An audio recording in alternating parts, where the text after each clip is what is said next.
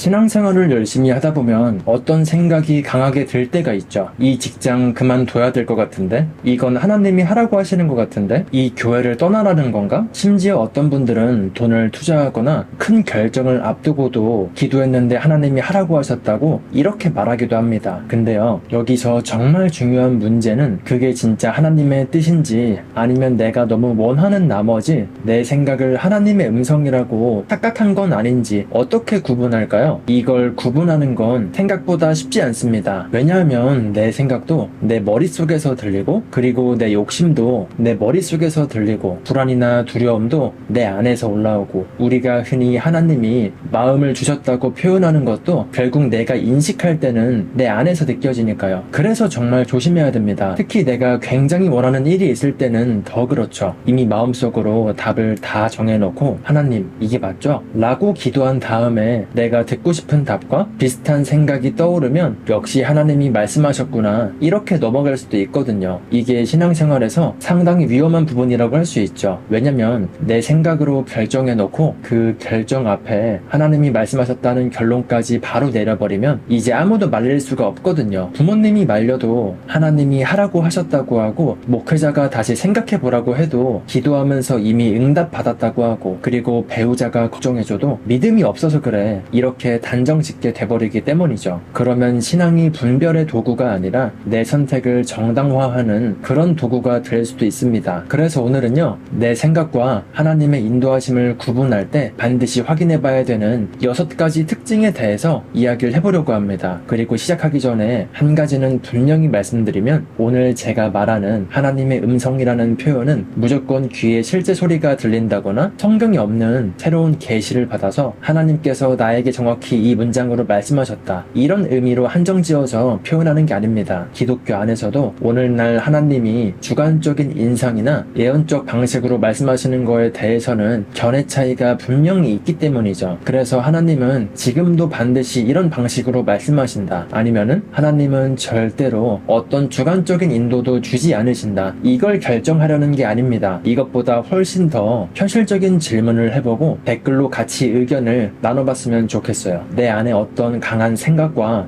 확신이 생겼을 때 이건 하나님이 하라고 하신 거야 라고 말하기 전에 도대체 뭘 확인해야 되냐는 거죠. 먼저 첫 번째입니다. 첫 번째는요, 가장 중요한 부분 중 하나인데요, 성경 말씀과 충돌하는지부터 봐야 됩니다. 이게 1번이고 이게 최종 기준입니다. 아무리 마음이 뜨거워도, 기도하다가 눈물이 나도, 그리고 좋은 꿈을 꿔도, 주변 상황이 기가 막히게 떨어져도 성경과 명백하게 충돌하면 그걸로 끝입니다. 더 이상 반박의 여지가 없죠. 하나님이 자기 말씀을 뒤집으면서 나한테만 예외적으로 다른 말을 하신다고 생각해서는 절대 안 됩니다. 예를 들어서 내가 결혼한 사람인데 다른 사람에게 마음이 생겼다고 해볼게요. 기도하는데 이상하게 그 사람만 계속 생각이 납니다. 우연히 성경을 폈는데 사랑에 대한 구절이 나와요. 그날 차를 타고 가는데도 라디오에서 사랑 이야기가 나옵니다. 그리고 심지어 상대방한테 연락까지 옵니다. 이쯤 되면 사람은 이건 우연이 아니라 필연이라고 연결하기 시작하겠죠. 이건 하나님이 주시는 사인 아닌가? 하지만 절대 아니죠. 사인이 몇 개가 겹쳤느냐가 중요한 게 아니라 성경이 뭐라고 말하느냐가 먼저입니다. 내 상황에 맞는 우연 10개보다 성경 한 구절에 분명한 가르침이 훨씬 더 위에 있어야 되는데, 저는 신앙생활을 하면서 이 원칙을 정말 중요하게 봐야 된다고 생각합니다. 왜냐면 사람은 자기가 원하는 결론이 있으면 성경도 그 결론에 맞춰서 읽을 수가 있거든요. 그래서 성경 한 구절이 갑자기 눈에 들어왔다고 하나님이 나한테 개인적으로 이 일을 하라고 하신 거다 바로 결론을 내리는 것도 조심해야 되는 부분 중에 하나죠. 그 구절이 누구에게 주어진 말씀인지, 그리고 그 말씀 앞뒤에서 무슨 이야기를 하고 있는지, 성경 전체의 가르침과 맞는지를 반드시 봐야 돼요. 조나단 에드워드도 신앙 감정론에서 성경 구절이 갑자기 특별한 방식으로 떠올랐다는 사실 자체는 그 경험이 참된 영적 경험인지 아닌지를 확정하는 표지가 아니라고 지적하기 때문이죠. 중요한 건 구절이 갑자기 머릿속에 떠올랐다는 신기한 방식이 아니라 그 성경 말씀이 실제로 가르치는 진리가 무엇이냐는 거죠. 이 차이가 정말 중요합니다. 성경을 하나님의 뜻을 찾기 위한 기준으로 읽는 것과 내가 원하는 답을 얻기 위한 제비뽑기처럼 사용하는 건 완전히 다릅니다. 만약 오늘 아침에 성경을 폈는데 떠나라 라는 단어가 보였다고 해서 당장 회사에 사표를 내는 게 분별은 아니라는 거죠. 오히려 로마서 12장에서는 마음이 새로워지는 변화를 통해서 하나님의 뜻을 분별하고 시험하라고 말합니다. 성경적인 분별은 생각을 없애는 게 아니라 말씀에 의해서 생각이 새로워지는 과정에 더 가깝죠. 그러니까 첫 번째 질문은 단순합니다. 내가 지금 하나님의 뜻이라고 생각하고 있는 이 선택이 성경의 분명한 가르침과 맞는 건지 이걸 봐야 되는데, 만약 여기서 걸리게 되면 다른 사인 100개를 찾아도 안 됩니다. 그리고 두 번째는요, 그 생각이 하나님의 성품과 성령의 열매에 맞는 방향으로 가는지를 보는 겁니다. 야고보서 3장 17절을 보면 위로부터 난 지혜를 설명하면서 성결하고 화평하고 관용하고 양순하고 긍휼과 선한 열매가 있으며 편견과 거짓이 없다고 말하고, 반대로 바로 앞에서는 시기와 이기적인 욕망이 있는 지혜를 위로부터 온 것으로 보지 않습니다. 갈라디아서 5장에서도 성령의 열매를 사랑, 희락, 화평, 오래 참음, 다비, 양선, 충성, 온유, 절제로 설명하죠. 그래서 많은 분들이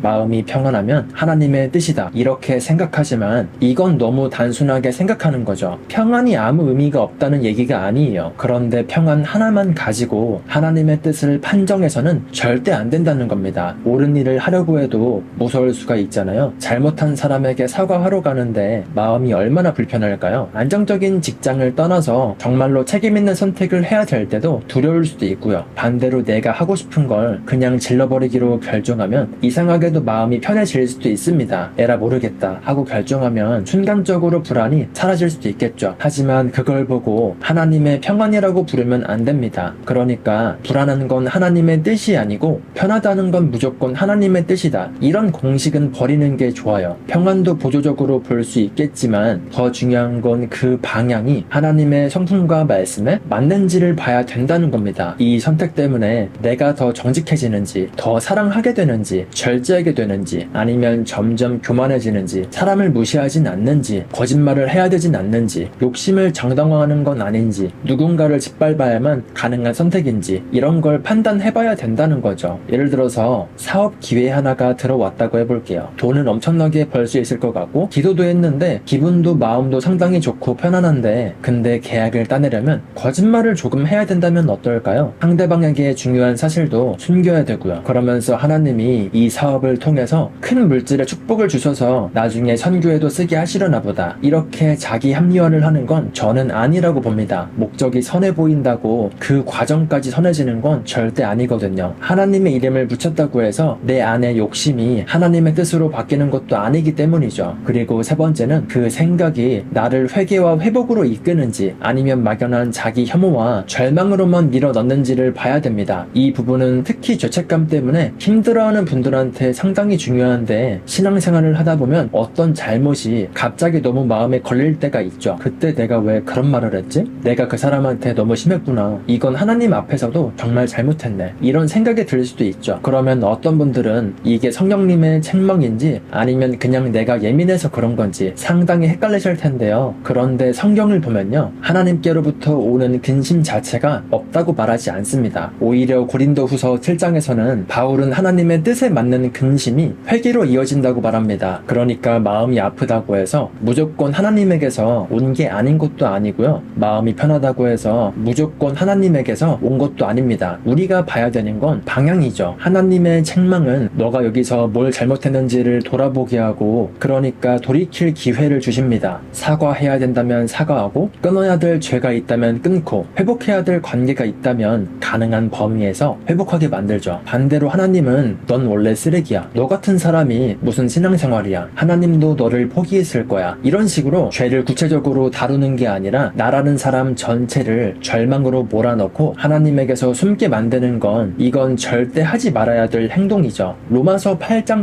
1절에서는 그리스도 예수 안에 있는 자에게 정죄가 없다고 선언합니다. 이 말은요, 죄를 지어도 아무 문제가 없다는 뜻이 아니죠. 오히려 복음 안에서는 죄를 인정하면서도 그 죄 때문에 하나님에게서 영원히 버림받았다는 이르는 절망에 묶이지 않는다는 겁니다. 그래서 이렇게 물어보세요. 이 생각이 나를 구체적으로 돌이키게 만드는지 아니면 아무것도 못하게 만들고 하나님에게서 숨어버리게 만드는지, 이 차이가 별거 아닌 것 같아도 정말 큰 차이를 만듭니다. 그리고 네 번째는요, 내가 원하는 결론을 정말 내려놓을 수 있는지를 보는 겁니다. 저는 개인적으로 여기에서 내 생각과 하나님의 뜻이 정말 많이 섞인다고 봐요. 사실 우리는 기도하기 전에 이미 원하는 답이 있는 경우가 많습니다. 이 사람이랑 결혼해도 될까요? 라고 묻고 있지만 사실 마음속으로는 제발 된다고 해주세요 라고 빌고 있죠. 이 사업 시작해도 될까요? 라고 묻고 있지만 이미 사업 계획서를 만들고 사무실까지 알아보고 친구들한테까지 다 이야기하기도 하죠. 그리고 마지막으로 이제 하나님께 마지막 결제만 받으려고 하는 겁니다. 그러다가 반대되는 조언이 나오면 갑자기 그 조언이 마음에 안 들어서 애써 무시하게 되고 성경을 읽더라도 내 선택을 지지하는 구절만 눈에 들어옵니다. 그리고 유튜브를 보더라도 내가 원하는 결론을 말하는 영상만 찾아보게 되고요. 이쯤 되면요, 하나님의 뜻을 찾는 게 아니라 내 뜻에 하나님의 이름을 붙이는 과정이 될 수도 있죠. 그래서 저는 기도를 할 때는 이 문장이 굉장히 중요하다고 생각합니다. 저는 이게 맞다고 생각하지만 그런데 제가 틀릴 수도 있습니다. 이 말을 꼭 할 수 있어야 돼요. 말로만 하지 말고 진짜로요. 내가 원하는 결론이 안 나와도 하나님께 순종할 의향이 있는지 이 질문을 꼭 해봐야 됩니다. 로마서 12장에서도 하나님의 뜻을 분별하는 과정에 자기 자신을 하나님께 드리는 이야기가 먼저 나오고요. 세상의 방식에 끌려가지 말고 생각이 새로워져야 된다고 말합니다. 이게 진짜로 중요한 이유가 있죠. 내 욕망을 100% 붙잡고 있는 상태에서는 모든 걸 내 욕망 중심으로 해석하기가 쉬워요. 특히 돈, 연애, 결혼, 이직, 사업처럼 내 감정이 크게 걸려있는 문제일수록 더 그렇죠. 예를 들어보면 어떤 사람이 너무 좋다고 가정을 해볼게요. 이 사람이 없으면 안 되겠는데, 그런데 주변에 믿을 만한 사람들이 다 비슷한 문제를 지적해요. 거짓말을 반복하고 분노를 조절하지 못하고 매사에 책임감도 없고 성품이 바르지 않다고 다들 주변에서 지적을 하는 거예요. 근데 나는 그 사람이 너무 좋으니까 아무리 옆에서 뭐라고 해도 이렇게 생각하게 됩니다. 사람들이 보는 건 외모지만 하나님은 중심을 보시잖아. 사랑은 모든 것을 참는다고 했잖아. 하나님이 이 사람을 내가 변화시키라고 만나게 하신 것 같아. 이렇게 자기 합리화에 빠지게 됩니다. 그건 정말 하나님이 말씀하신 게 맞을까요? 아니면 놓치기 싫은 내 마음의 욕심이 성경적인 단어를 나한테 유리한 쪽으로만 끌어다가 쓰고 있는 걸까요? 이런 순간들에 진정한 분별이 필요한 겁니다. 내가 정말 원하는 걸 한번 내려놔야 비로소 내가 못 보고 있던 게 보일 수도 있거든요. 그리고 다섯 번째는 혼자만의 확신에서 끝내지 말라는 겁니다. 이것도 정말 중요한 부분 중에 하나인데, 성경 전체가 영적인 주장을 무조건 믿으라고 하지 않습니다. 요한일서 4장 1절에서는 모든 영을 그대로 믿지 말고 시험하라고 하고요. 데살로니가전서 5장도 성경을 소멸하지 않고 예언을 멸시하지도 말라고 하면서 동시에 모든 것을 시험하고 좋은 것을 붙들라고 말합니다. 그러니까 성경적인 태도는 주관적인 경험은 전부 가짜야, 이렇게 말하는 게 아니고요. 마음에 강하게 왔으니까 무조건 하나님의 뜻이야 라는 것도 아닙니다. 시험하라는 겁니다. 그리고 그 시험 과정에서 믿을 만한 공동체와 지혜로운 사람이 도움이 되죠. 잠언 15장 22절도 의논이 없으면 계획이 무너질 수 있고 여러 조언자가 있을 때 계획이 세워진다 라고 말하는데, 특히 큰 결정일수록 저는 더 그래야 된다고 봅니다. 결혼, 이혼, 퇴사, 큰 투자, 사업, 이민, 큰 현금, 교회를 옮기는 문제, 가족과의 관계를 끊는 문제, 이런 건 한 번 결정하면 돌리기 굉장히 어려울 수 있잖아요. 그런데 이런 결정일수록 오히려 하나님이 말씀하셨어, 이 한마디로 모든 검증을 끝내버리는 경우가 있습니다. 그게 오히려 더 위험하죠. 정말 하나님께로부터 온 확신이라면 검증을 두려워해야 될 이유가 뭐가 있을까요? 성경과 대조해보고 기도해보고 믿을 만한 사람에게 말해보고 반대 의견도 들어보고 내가 놓친 게 없는지 봐야 되죠. 그리고 이것보다 더 중요한 게 있습니다. 나를 무조건 지지해주는 사람만 찾아다니면 안 됩니다. 내가 사업하겠다고 했을 때 너가 하면 무조건 성공하지 라고 해주는 친구만 5명 모아놓고 여러 사람에게 확증 받았다고 할 수 있을까요? 절대 그렇다고 볼 수 없겠죠. 그건 공동체의 분별이 아니라 응원단을 만든 겁니다. 나에게 듣기 싫은 말도 할 수 있는 사람, 내가 틀렸을 때 그건 아닌 것 같은데? 라고 말해줄 수 있는 사람이 필요합니다. 그리고 공동체도 절대적인 기준은 아니죠. 왜냐면 목회자도 틀릴 수가 있고요. 부모도 틀릴 수가 있고 똑똑한 친구들도 틀릴 수가 있습니다. 그래서 결국 공동체 역시 성경 아래에 있어야 돼요. 하지만 나와 하나님 사이의 일이니까 아무도 말하지 마, 이런 태도도 태도도 절대 건강한 태도는 아니라는 거죠. 특히 누군가가 하나님이 나한테 말씀하셨으니까 당신도 무조건 따라야 돼 라고 강요하기 시작하면 더 조심해야 됩니다. 내 주관적인 확신으로 다른 사람의 양심까지 지배하려고 해서는 절대 안 됩니다. 그리고 마지막으로 6번째는 시간이 지나면서 어떤 열매가 나타나는지를 보는 겁니다. 이 부분은요, 빠르게 결정하고 싶어하는 사람에게 조금 답답하게 들릴 수도 있죠. 우리는 바로 결과를 알고 싶어 하잖아요. 이게 맞는지 아닌지, 하나님의 뜻인지 아닌지 지금 바로 답을 받고 싶어 합니다. 근데 모든 분별이 그렇게 30초 안에 끝나는 건 절대 아니죠. 오히려 오랜 시간이 지나야 보이는 것도 굉장히 많아요. 예수님도 마태복음 7장에서 거짓된 선지자들을 분별하는 맥락에서 열매를 통해 알게 된다고 말씀하셨습니다. 그리고 앞에서 말한 조나단 에드워즈도 대각성 시기에 사람들이 경험한 굉장히 강렬한 종교적 체험들을 보면서 감정이 엄청 강했다, 몸이 떨렸다, 종교 이야기를 열정적으로 했다, 성경 구절이 특별하게 떠올랐다, 이런 것 자체를 참된 은혜의 확실한 증거로 볼 수 없다고 굉장히 조심스럽게 말했습니다. 그분이 오히려 중요하게 보는 건 그 신앙이 실제 삶에서 어떤 열매를 만들어내는지, 이걸 더 중요하게 보고 있습니다. 신앙 감정론에서 기독교적 실천을 신앙의 진실성을 판단하는 가장 중요한 표지로 강조한 이유도요, 바로 여기에 있습니다. 이건 지금 우리에게도 굉장히 현실적인 기준이 될 수도 있죠. 하나님이 이 일을 하라고 하셨다 라고 생각했지만 그 이후로 내가 어떻게 변하고 있는지가 더 중요할 수 있다는 거죠. 그 이후로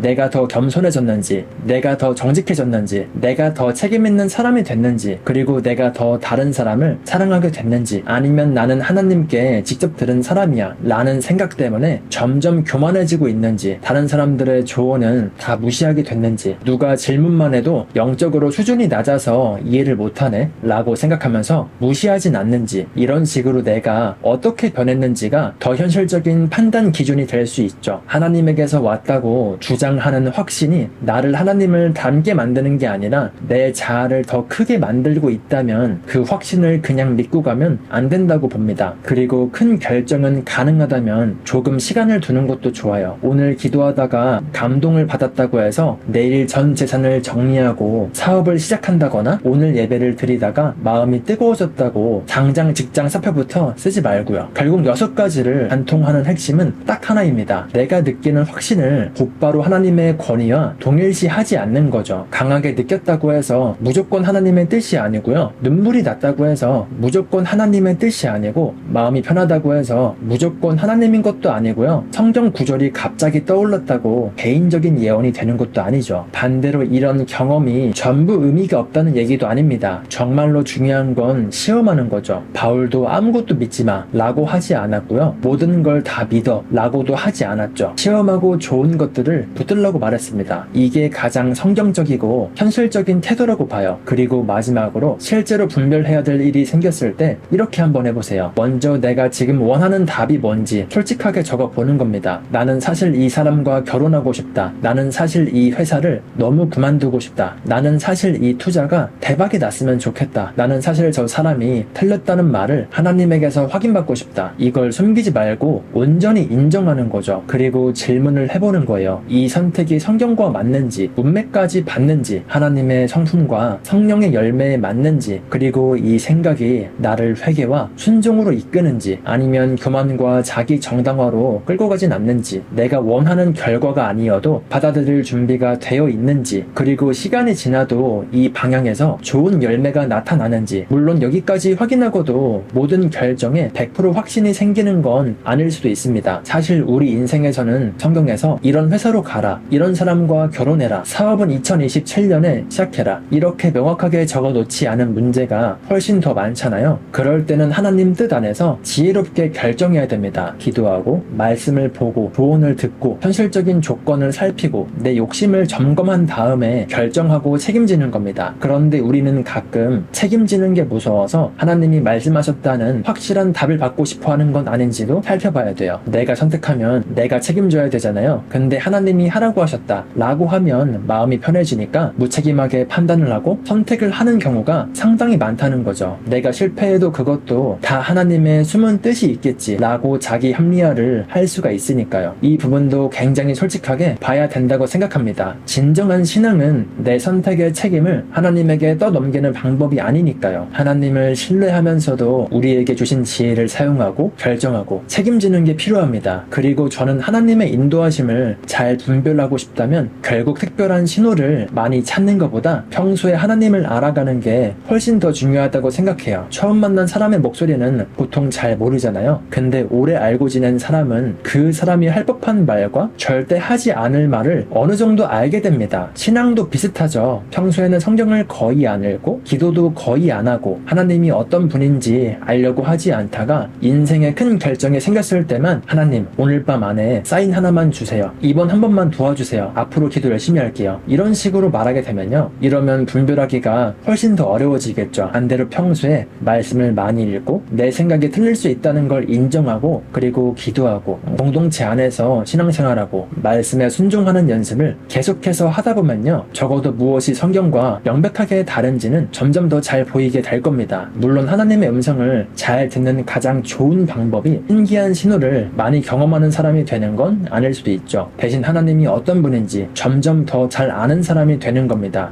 정말 하나님께서 인도하시는 거라면 검증하는 걸 두려워할 이유가 전혀 없습니다. 오히려 검증되지 않은 확신에 하나님의 이름부터 붙이는 게 더 위험합니다. 내 생각과 감정은 언제든지 틀릴 수 있고 그리고 목회자도 부모도 다 틀릴 수 있고요. 그리고 공동체라고 해도 틀릴 수도 있습니다. 그래서 우리는 결국 다시 말씀으로 돌아가야 되는 겁니다. 하나님의 뜻을 알고 싶다면 내가 얼마나 강하게 느꼈냐보다 하나님이 이미 무엇을 말씀하셨는지를 먼저 봐야 되니까요. 영상이 도움이 되셨다면 구독과 좋아요 댓글까지 부탁드리고요. 시청해주셔서 감사합니다. 행복한 하루 보내세요.